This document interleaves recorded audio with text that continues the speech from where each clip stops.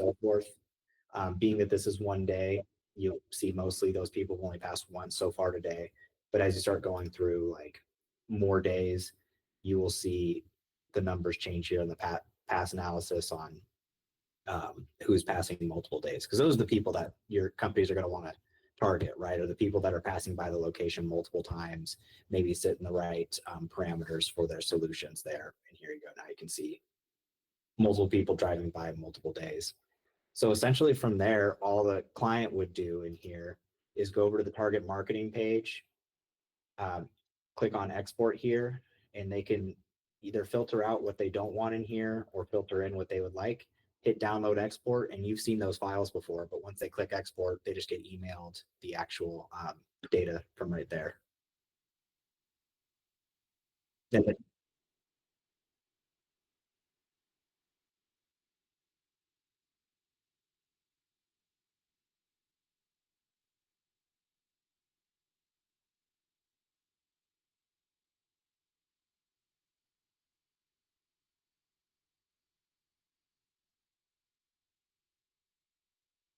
Yeah, so it's directly coming from the file. And in this user interface, it is up to date as of the last 2 minutes as data is coming in. So if I just did one day on here and kept hitting refresh, it would be refreshing every couple minutes with new data in here. The API, I believe, might be the same. I would have to double check our documentation since our API just got finished.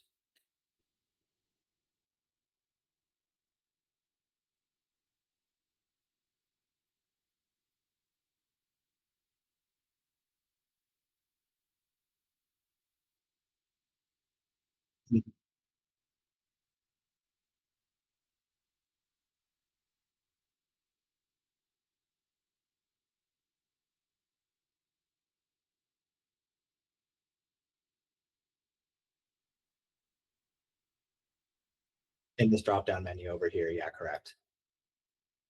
And then you can filter out which ones you want and check out those cameras, and also in the target marketing page.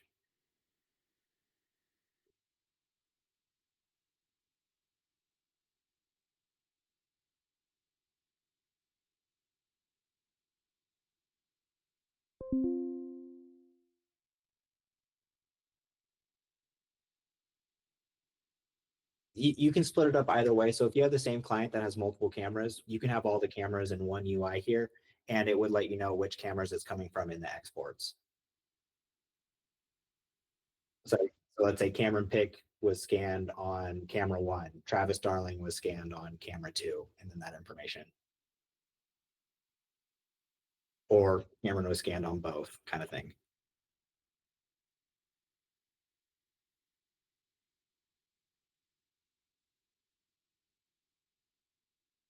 Oh, that's the range of number of passes that someone's had. So you can like set it all the way out to 50 total passes.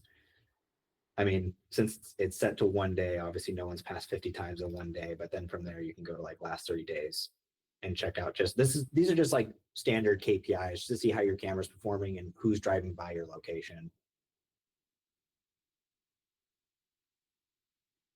The drill down of, yeah, 106,000 people passed one time, 21,000 people have passed 2 times, so on and so forth as you hover over.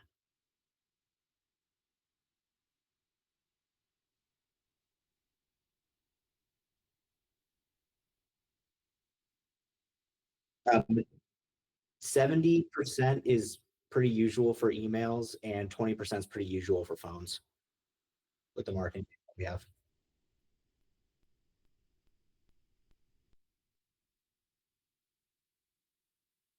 Yeah.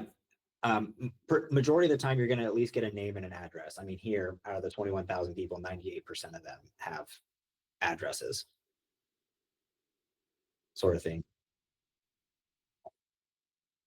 Direct. Yeah, correct.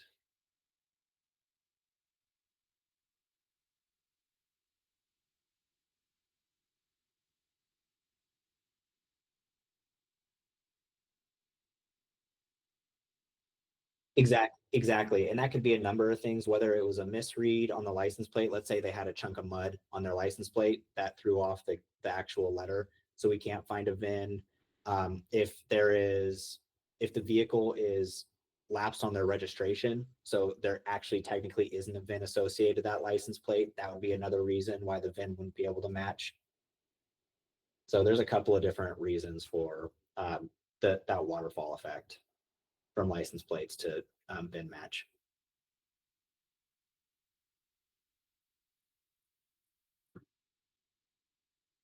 So that's from calling these 287,000 VINs to our marketing database, and then which of those VINs came back with marketing data.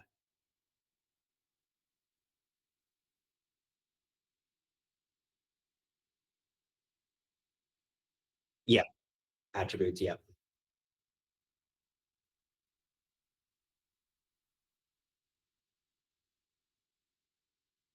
exactly.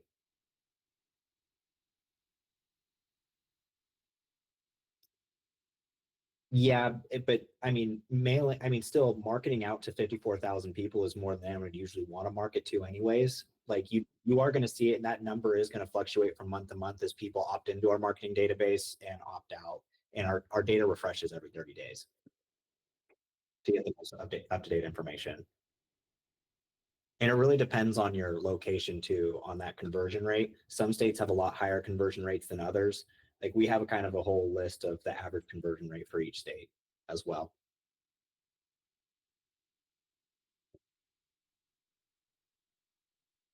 Yeah.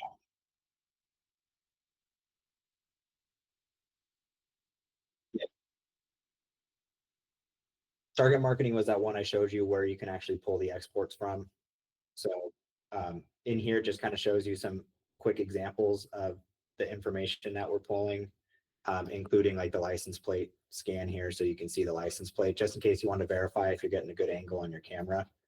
But this is just showing sample data. And then once you hit export here and pick the parameters that you want to pull out, you can click download export and it'll pull the export for you. And it comes up in a CSV file.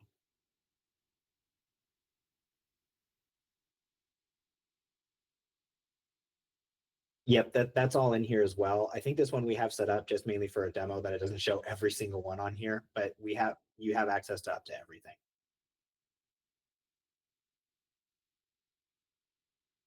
Yep, the DRN on our side, the administrator would add all those extra columns to your account.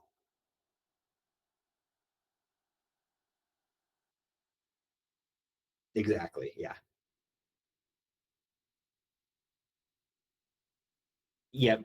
And so like when you're going to filter out the export of like, hey, for this one, I only want person, vehicle, or fresh out like person details, the vehicle details, and maybe their interests and behaviors and their financials. So you can like filter out from there or just grab all.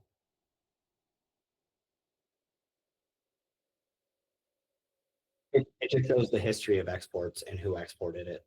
So if you ever accidentally deleted yours, you can always come back in the UI and instead of customizing it again, you can re-pull out of the user interface. Yep. Yep. So this one only has one because it's um, just because it's the sample one, but we have anywhere from just DRN support to other users would be just general access to where they can only come in here and pull exports. Some are able to add and delete users in here, things like that. I can send you over after this all the permissions that they have in for each one. We have client administrator, which is the person who can add and subtract users, just a simple end user who can't add and delete anybody, but can just come in here to pull exports, or you can be a client admin and have the API available to you, or you'd send a unique API M token just to your email.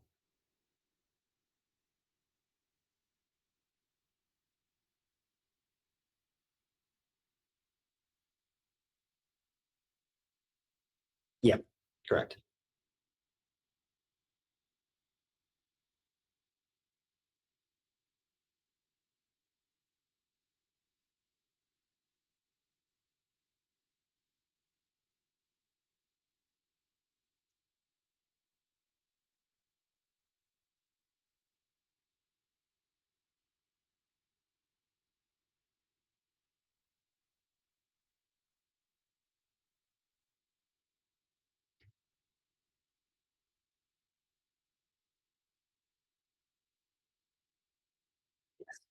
It's storing all of it daily.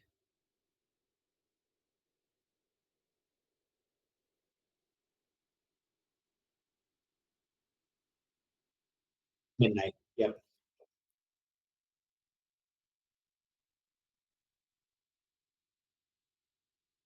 Exactly.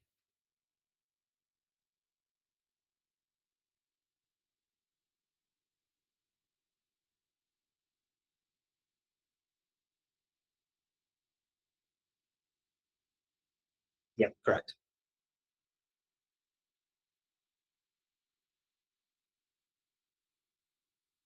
Got it. So yeah, so the files are going to have all the hardcore data. This right here is just pretty much, I like to look at it as like a high level view of how your camera's performing. Is pretty much what this is.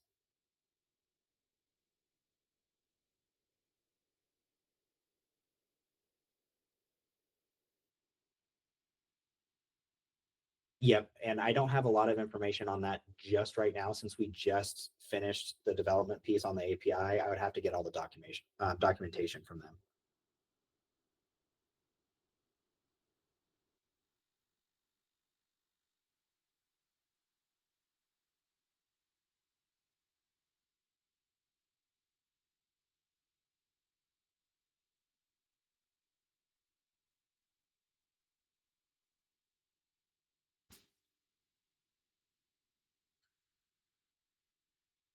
Are you muted? Yeah, let me right now. I'm pulling it up. I'm sorry. Numbers.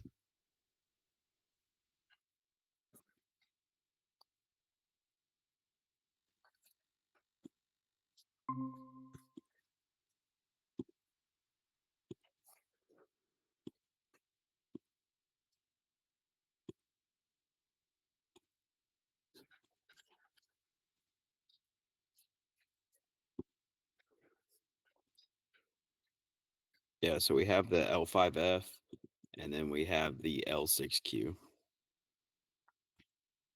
The L5F shoots about 150 feet, where this L6Q only shoots about 75 to 80 feet. Yep. So we would do like a site visit for each location, and our field service team would determine what camera would be best for each location.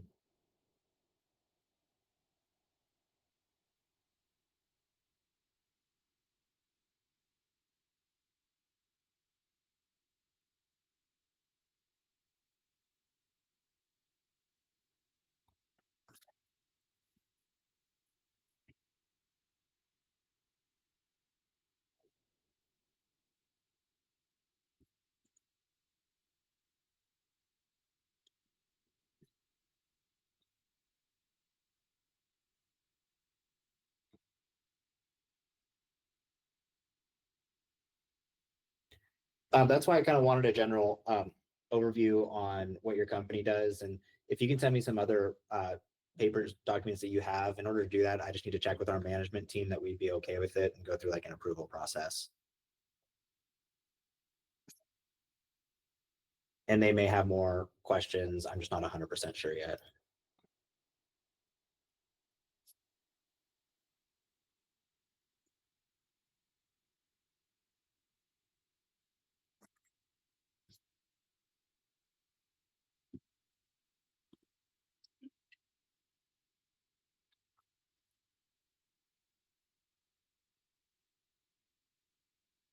Yeah, and I'll have to ask and make sure that we don't have any restrictions on our side.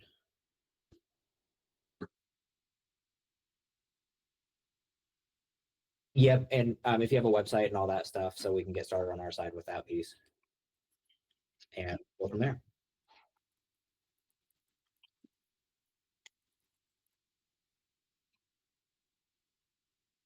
It's just entirely up to you if you want it to really just kind of like mimic your product, something like that, or just have your naming on it. It's really up to you. I as far as pricing goes, I don't have that in front of me.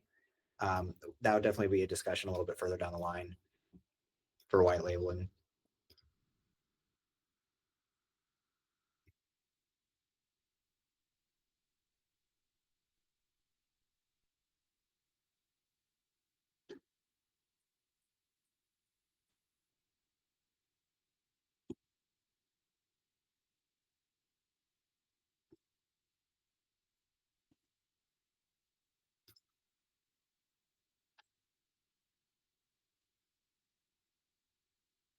You can send those addresses over right now and the business names, and we can kind of get started on our side, just so we have the ball rolling on all sides.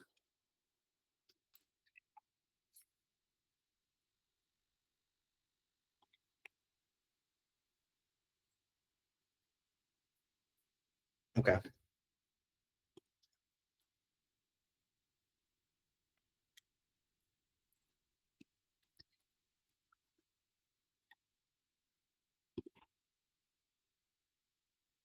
Got it. Perfect. Thank you very much. Appreciate it.